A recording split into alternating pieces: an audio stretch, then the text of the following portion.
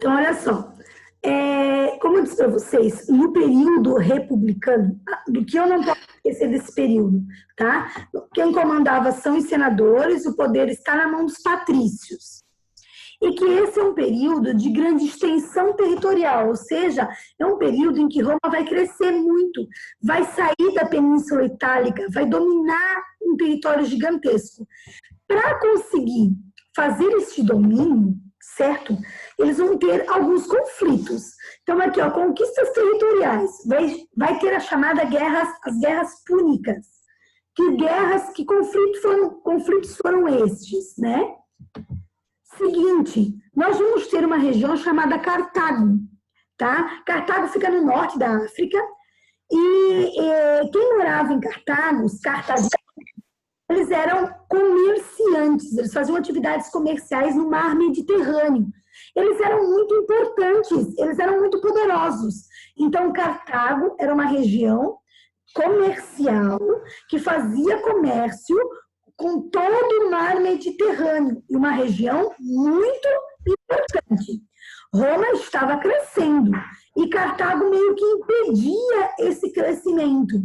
Então, eles entraram em conflito, certo? Então, as guerras eram conhecidas como guerras púnicas. Por que guerras púnicas? Porque os romanos chamavam os cartaginenses de púnico, de fenício. Por isso, ficou conhecida como guerras púnicas. Então, olha só, vamos pensar aqui, ó, peguei o globo aqui pra gente, ó, a Itália fica aqui, certo? Então, primeiro, no período da monarquia, Roma vai dominar só a península mesmo, só a Itália. Quando tem o período imperial, eles vão entrar em conflito pelo domínio do mar Mediterrâneo, aqui no norte da África, onde ficava Cartago. Então, eles vão dominar, vão ganhar esse conflito, entendam bem que Roma ganha esse conflito e vai dominar o mar Mediterrâneo. A partir daí, eles vão começar a crescer sem parar. Eles vão dominar, tá? O norte da África, o Oriente, e vão dominar, inclusive, a Península Ibérica. Prof, meu Deus, o que é a Península Ibérica? Portugal e Espanha, certo? Lembra da nossa origem? Nós somos latinos americanos, por conta da língua. Quem fala português, quem fala espanhol, quem fala francês, é chamado de latino, porque a língua espanhol, francês e o português foram originárias do domínio do Império Romano. Quando o Império Romano domina essas regiões, aqui já tinham línguas sendo faladas. Essas línguas se juntaram com o latim e formaram o português. Então, o português é a língua nativa da região mais o latim. O espanhol é a língua nativa da região mais o latim. O francês era a língua nativa da região mais o latim. Então, nós somos latinos, porque foram todos os países que foram dominados por espanhóis, franceses, tá? E portugueses são chamados de latinos. Então, do México para baixo, nós somos América Latina, por conta da influência lá do Império Romano, certo? Então, houve o conflito, né? O conflito entre Cartago e Roma. Roma ganhou esse conflito, dominou o mar Mediterrâneo e aí começou a expandir seu território. Beleza? Tranquilo? Muito bem. O que vai acontecer? Inúmeros conflitos. Gente, vai rolar um problema gigantesco em Roma. Roma vai crescer, crescer, crescer, crescer, crescer. E vai ter escravos. Porque a região que eles dominavam transformavam em escravos. Isso vai gerar um problema gigante, porque eles vão ter mais escravos do que pessoas livres. Então, lembra que eu disse para vocês que os escravos em Roma não é só aquele cara que está trabalhando no pesado? Não é só o cara que está construindo ou o cara que está lá na plantação. Haviam escravos em todas as profissões, porque conforme eles iam escravizando, eles iam dominando, as pessoas tinham suas profissões. Isso vai dar um problema gigante, galera. Por que vai dar um problema gigante? Porque, olha só, pensa comigo, eu tenho escravo de todas as áreas, vai faltar trabalho? Não vai ter trabalho para todo mundo, para os plebeus. Então, os plebeus começam a ter problemas. Vai faltar trabalho, as condições deles não são boas, eles não podem participar da política, eles não têm direito à terra.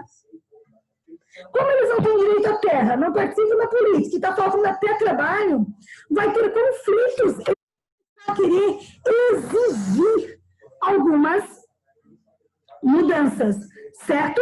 Então, e aí eles vão fazer uma coisa que é bem massa, eu achei bem massa o que eles fizeram, por isso que eles conquistaram algumas leis.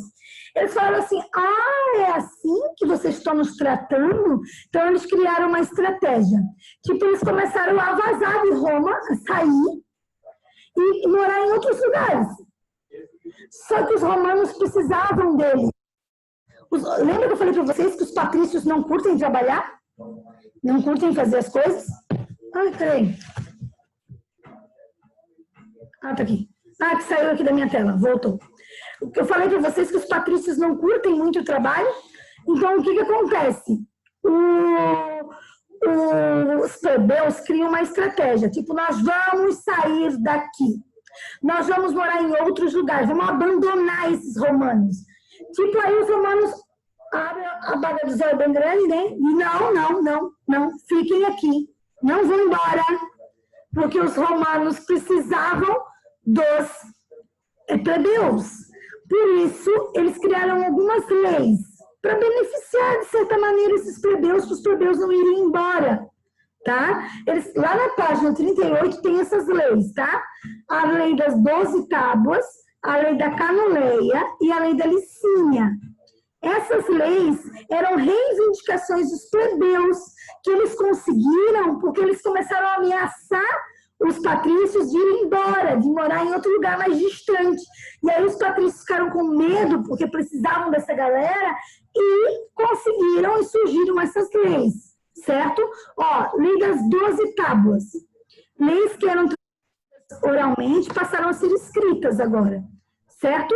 Gravadas em 12 placas de bronze. Foram expostas no fórum da cidade para que todos os romanos pudessem tomar conhecimento, para que eles pudessem consultar. Uma coisa é uma lei falada oralmente. Eu falo aqui, aí depois não cumpro lá na frente, porque não está escrito em nenhum lugar. Então, eles colocaram isso de forma escrita. Eu posso consultar essa lei agora.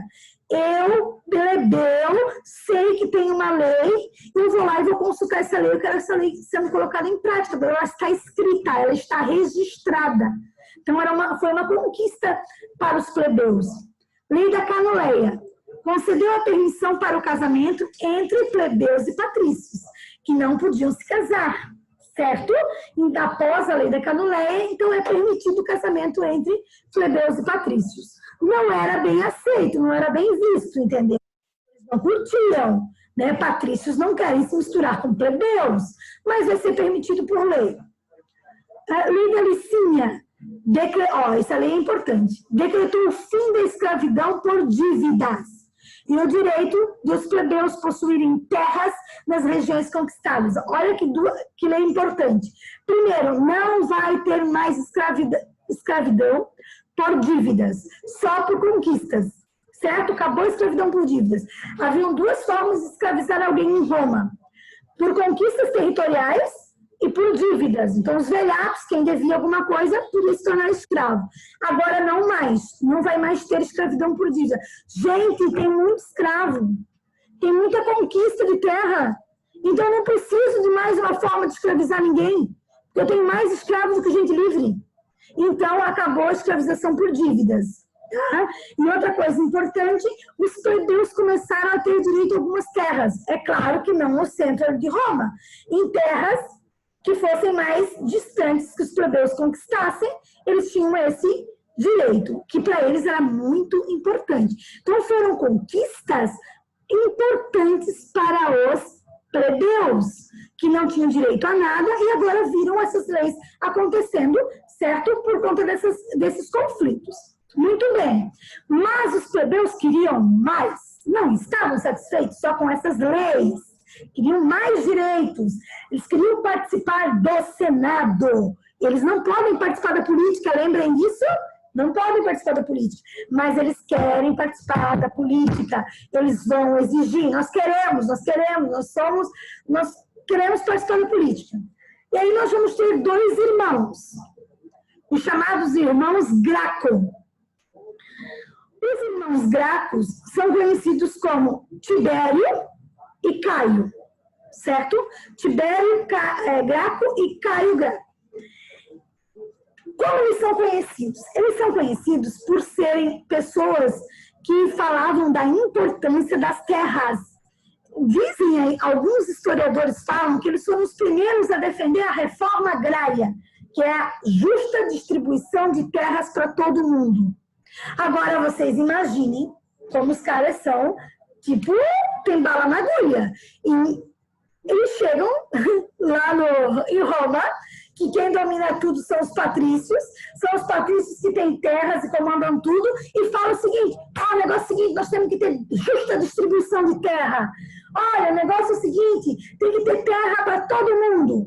Gente, realiza. Os patrícios vão ficar bem felizes, né? Pensem os patrícios ouvindo que tem que distribuir suas terras para os plebeus, tá? Então, o Tibério Graco, que é o primeiro dos irmãos, eles reivindicam e eles querem ser os chamados tribunos da plebe. Prof, o que é isso?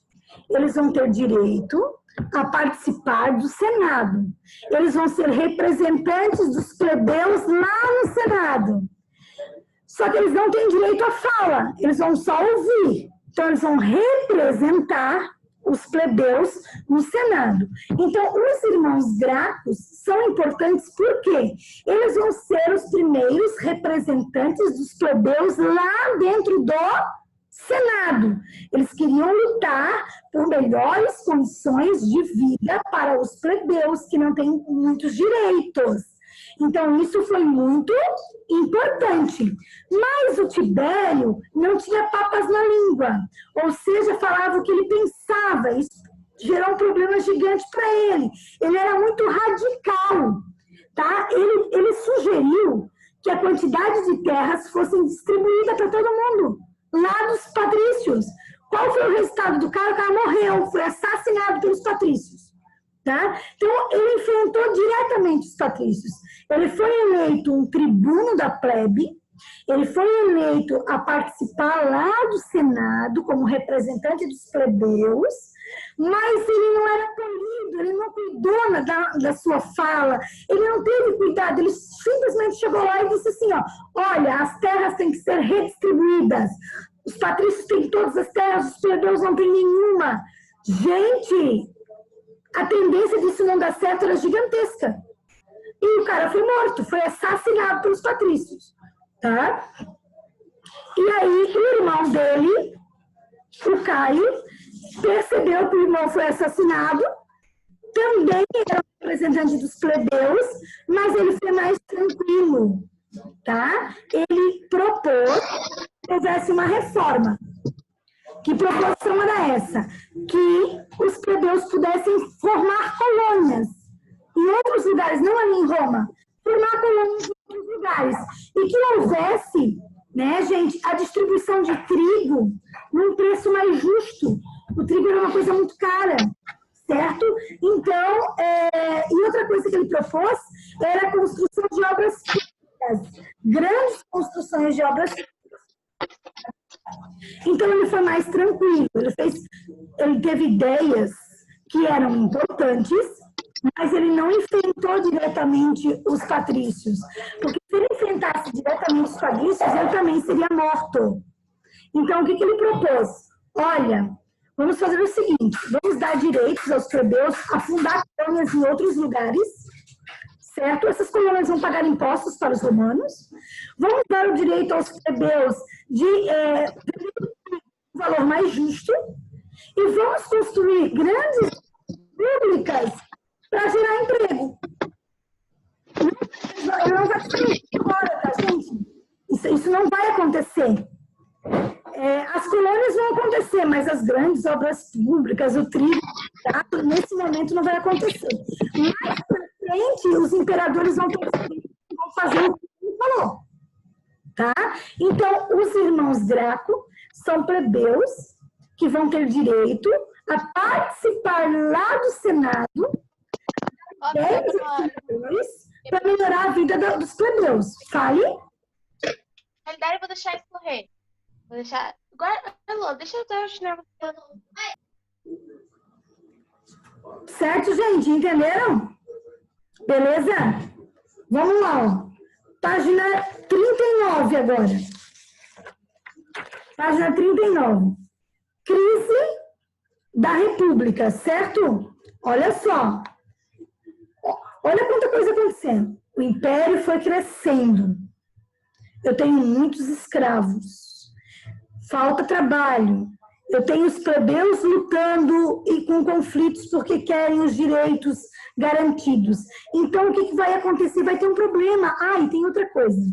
Gente, o império cresce, eu vou dominando. Tenho muita terra. Eu tenho que ter alguém para cuidar dessas terras. Entendam isso?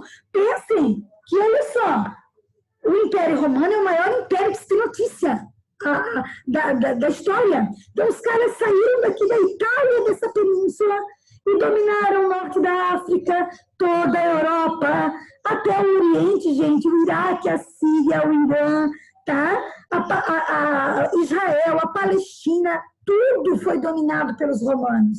É muita terra. É terra em 3 continentes: África, Ásia e Europa. Então, poxa, agora para e pensa. Quanta gente eu tenho que ter para cuidar dessas terras? Então, o que vai acontecer? Seu microfone está fechado. Chegue sem querer. Bati com a apostila. Os militares, eles vão ter muito poder. Por quê? Eu estou conquistando território. Os senadores falaram o seguinte: olha, vocês conquistem os territórios e dominem e fiquem nessa região. Então, eles deram muito poder aos militares. Os militares vão ter muito poder. Por quê? Porque eles estão conquistando terra e tem que ficar lá. Eles não podem conquistar as terras e voltar para Roma, gente. Se eles conquistam as terras e voltam para Roma, deu? Não adiantou de nada. É uma guerra sem objetivo nenhum.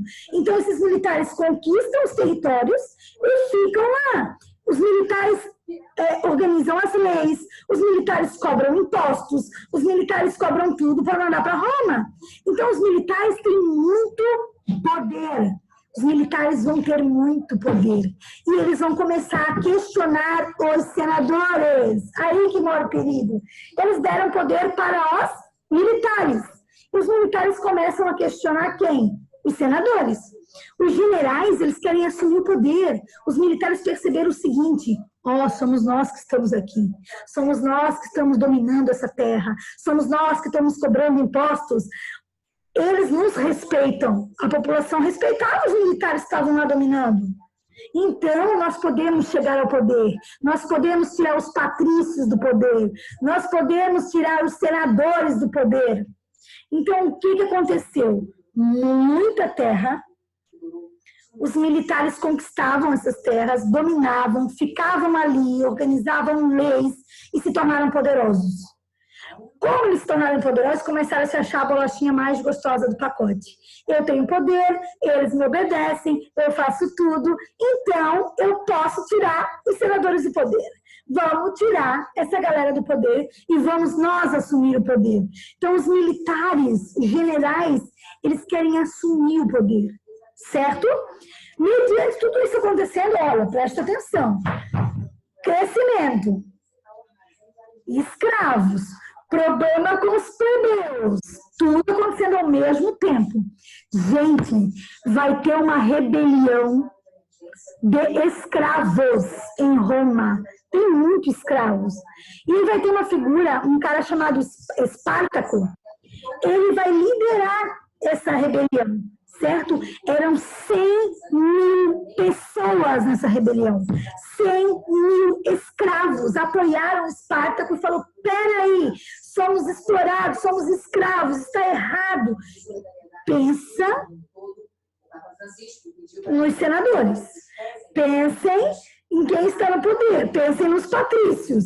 Problema com os plebeus, muita terra, muito escravo, uma rebelião de escravos ainda. Eles mataram, gente, eles crucificaram 6.000 escravos. 6.000 escravos foram crucificados por conta da rebelião. Tá? Eram 6.000 cruzes espalhadas por Roma para servir de exemplo. Tá? A crucificação era a morte da época. Cristo viveu na época do Império Romano, certo? No período imperial, no último período de Roma. E ele foi crucificado porque a morte da época, para quem cometesse qualquer tipo de crime, era a crucificação. Aqui, na rebelião dos escravos, eles espalharam essas pessoas crucificadas por todo o império. Para mostrar, ó, se vocês fizerem igual a eles, vocês vão ficar ali pendurado, morto, crucificado. Então, eles colocaram essas cruzes e essas pessoas, esses 6.000 crucificados espalhados, para que servissem de exemplo. Então, é o seguinte, é claro que o Império venceu essa revolta, mas era uma afronta para eles, gente. Imaginem vocês, 100.000 escravos contra os senadores, contra os patrícios. Os patrícios venceram, crucificaram 6.000 pessoas. Mas eu quero que vocês entendam que é porque tem problemas acontecendo. Problemas com plebeus, problemas com escravos. Fala, Manu. Ô, prof, eu tenho uma pergunta. O que adiantava eles matarem os escravos se eles compravam os dinheiros deles? Assim, ó, Manu, a escravidão em Roma, ela é diferente porque eles não compravam os escravos. Os escravos, eles eram prisioneiros de guerra, tá? E aí, a Manu fez uma pergunta que é bem interessante. Por exemplo, no Brasil, só para a gente poder entender, a escravidão no Brasil era diferente. A escravidão no Brasil, quem comprava os escravos, pagava por eles. Então, era um comércio. Os traficantes de escravos, eles eram riquíssimos. Eles tinham muito poder no Brasil. Quem traficava, quem vendia. Quem comprava os escravos tinha que cuidar, uma mercadoria, cuidar entre aspas. Mas eu digo assim, eu não vou matar um escravo, simplesmente acordei com vontade de matar 2, 3 escravos. Eu comprei os caras. Se eu matar eles, eu vou perder minha mão de obra, vou perder meu dinheiro. No caso de Roma, eles não eram comprados, eles eram capturados nas guerras, nos conflitos. E tinha muito escravo. Então, esses 6.000 que eles mataram, para eles não significava nada. Porque eles já estavam com um problema, porque eles tinham mais pessoas escravas do que pessoas. Então, dentro de Roma, gerou um problema a quantidade de escravos. Porque tinha muito mais escravos do que pessoas livres. Então, os plebeus perdiam seus empregos porque a mão de obra tinha muito escravo. Então, tinha problema com os plebeus, por conta da quantidade de escravos, tá? E problema com os escravos também. Então, esses 6.000 escravos, para eles, não significava absolutamente nada. Mas, para os demais, sim. Olha, se você se manifestar contra mim, se você quiser fazer uma rebelião, olha do jeito que você vai ficar, vai morrer crucificado. Era para colocar medo nas pessoas. Mas para os patrícios, não mudava muita coisa, porque eles tinham, nessa época, especificamente, eles tinham muitos escravos. Né? Conseguiu entender, Manu? Sim, prof, obrigada. Nada. Ó, então pega lá na página 40 agora. Página 40 que a gente vai fazer juntos. Página 40 da apostila. Ó, na página 40 vai falar de Espartaco, certo? Ó, Espartaco, Crixo, Enomal, olha o nome, gente, destruíram as portas da escola de gladiadores mantida por Lentulus e com 30 e não mais companheiros de destino fugiram da Cápua. Tendo chamado os escravos à liberdade, tiveram consigo imediatamente mais de 10.000 homens. Não lhes bastava mais terem fugido, eles queriam agora se vingar. O afluxo cotidiano de novas tropas faz deles, afinal, um verdadeiro exército. Confeccionaram escudos de vinho e couro, forjam seu ferro em forma de espadas e lanças. E para que não falte nenhum brilho a seu exército, domam os bandos que encontram formando uma cavalaria. Então, quem começa é Espartaco, ele é um grande gladiador. Lembrem-se, né, eu falei do Coliseu para vocês, os gladiadores eram muito comuns, os gladiadores eram geralmente escravos que eram obrigados a lutar até a morte. Espartaco era um grande gladiador. Ele soltou a galera que estava presa, que eram gladiadores também. Então, eram pessoas que lutavam. Eram pessoas... eram grandes guerreiros. Ele soltou os gladiadores e eles começaram a pegar todo mundo que estava descontente, ou seja, todos os escravos, e formaram um grande exército. Esse exército chegou a 100 mil pessoas, com cavalaria e tudo. Foi um cenário de guerra, literalmente. Tá? Era muito escravo se rebelando contra os patrícios, né? Olha só, aí tem a letra A e a letra D ali, para a gente fazer. Vamos lá. De acordo com o texto, responda. O que levou os escravizados a realizar uma revolta? Gente, eles eram maltratados. O que leva um escravo a fazer uma revolta? Eles eram maltratados, eles não têm direito a nada, certo? E é isso que faz eles se revoltarem. Eles são escravos. Escravo não tem direito a nada. Então, por que eles vão se revoltar? Eles querem o mínimo, eles querem os direitos, eles querem deixar de ser escravos, deixar de ser explorados. É esse o principal objetivo. Então, letra A, lá da página 40, letra A da página 40, o que levou os escravizados a realizar a revolta foram os maus tratos, ou seja, a escravidão, né? Posso Não, falar Ana. o que eu fiz? Oi, Ana. Posso falar o que eu fiz? Eles queriam a liberdade, direitos queriam ser bem tratados.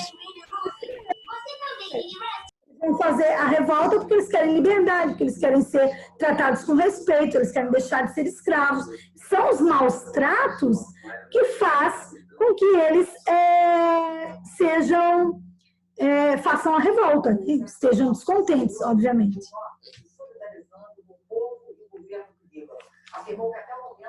Ó, aí depois, letra B. Cite 2 fatores que ajudaram o grupo liderado por Espartaco a vencer o exército romano. O que Espartaco fez, né, com que o exército ali liderado por Espartaco vencesse?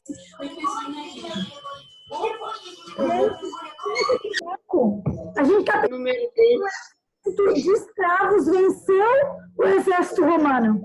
Por mais que depois, posteriormente, os romanos sejam superiores a esses escravos, né, vão crucificar mais de 6 mil deles, mas o Espartaco venceu a luta efetiva ali com o exército.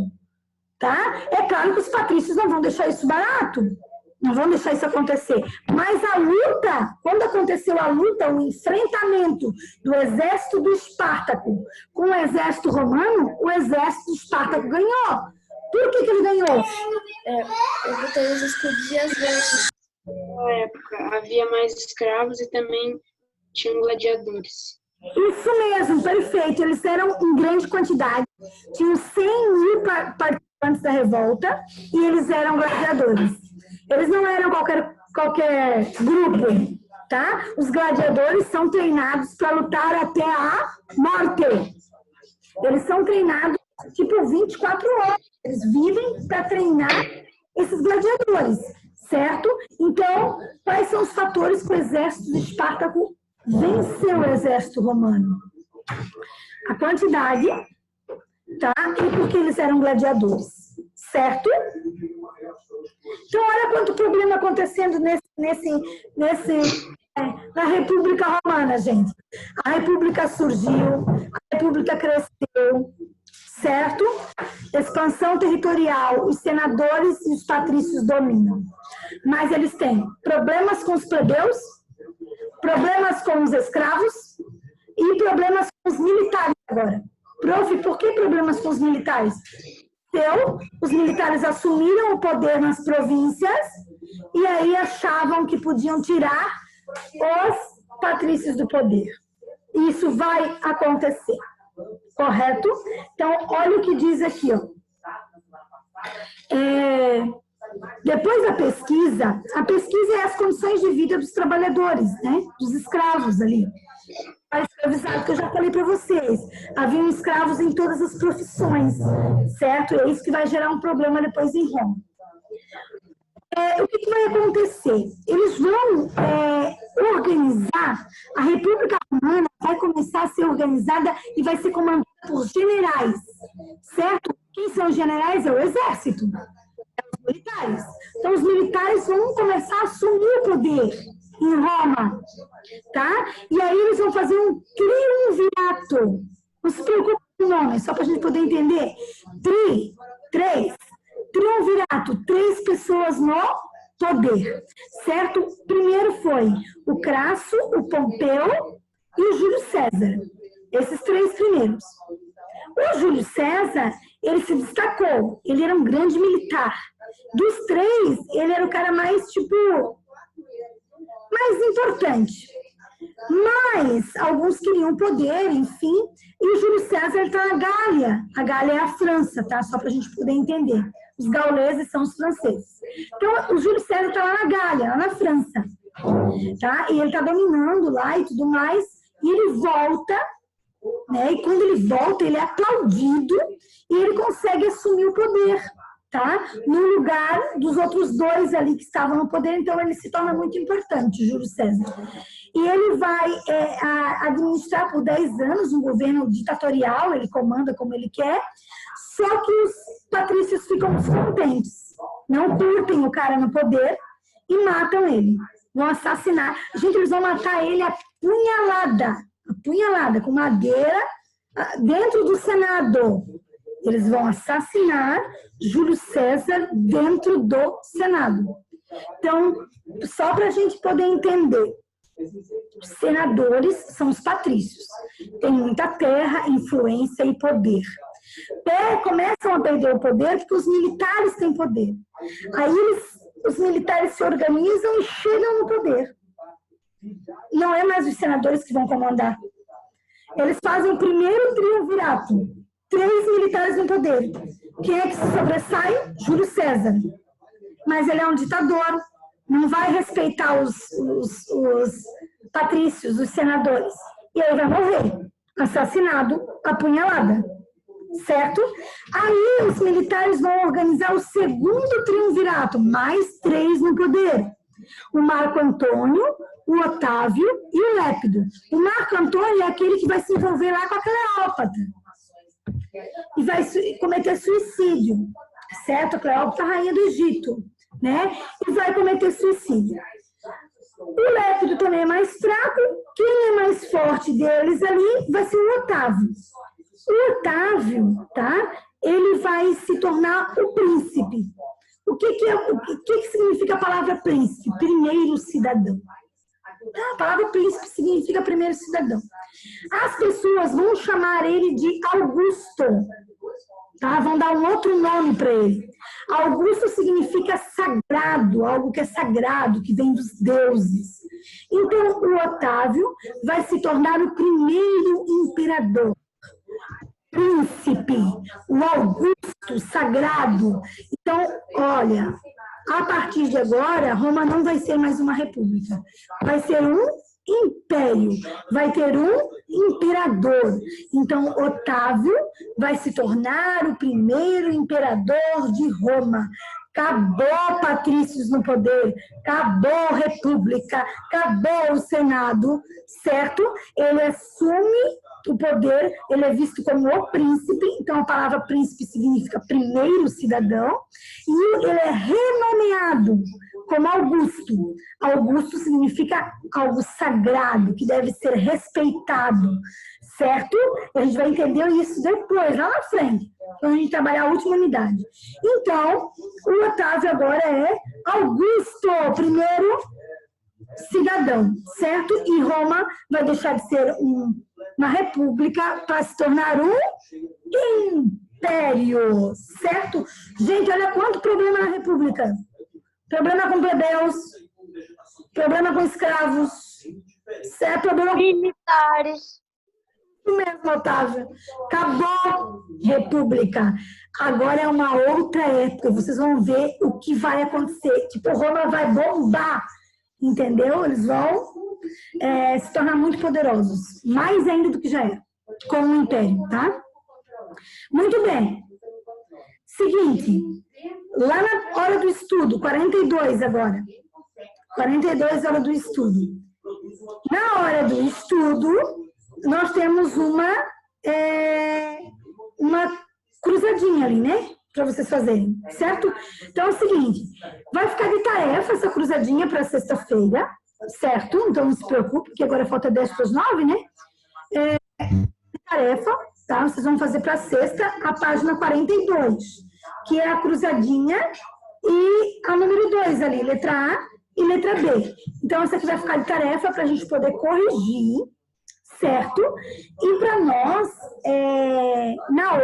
na sexta-feira, iniciarmos a última parte do Império Romano, que é a parte ligada ao grande império. E desta última parte, que é o grande império, na sexta-feira, vai ter um trabalho para vocês fazerem. Já vai ser a primeira nota do terceiro bimestre, certo, gente? Da última unidade, a gente vai fazer um trabalho que vai ser a primeira nota do terceiro bimestre, certo? Um trabalho da última unidade do período imperial. O professor vai explicar certinho na sexta, tá? O trabalho que vocês vão fazer da última unidade, certo? Então, tarefa para sexta, a página 42, né? E na sexta a gente corrige e a gente começa a parte final de Roma, que é bem interessante, e aí a prof vai explicar o trabalho que vocês vão fazer, certo? Não precisa se preocupar com essa trilha, correto, tá? Porque nós vamos fazer um trabalho, então eu não vou liberar essa trilha de Roma, tá? Então não se preocupem, porque às vezes está lá, mas não está agendada, então não se preocupem em fazer, só vão fazer quando a prof agendar e colocar no grupo, certo, gente? Então, não precisa ter essa preocupação, beleza? Alguma perguntinha? Tranquilo? Conseguiram entender? Tem gente já fazendo a tarefa, né? Certo, amores? Então, olha só. Falta 1 minuto, tá caindo. Um beijinho pra vocês. Até sexta, tá, gente? Fiquem... Tchau, prof. Obrigado pela... Tchau. Tchau, prof. Ó, corações pra vocês. Você também.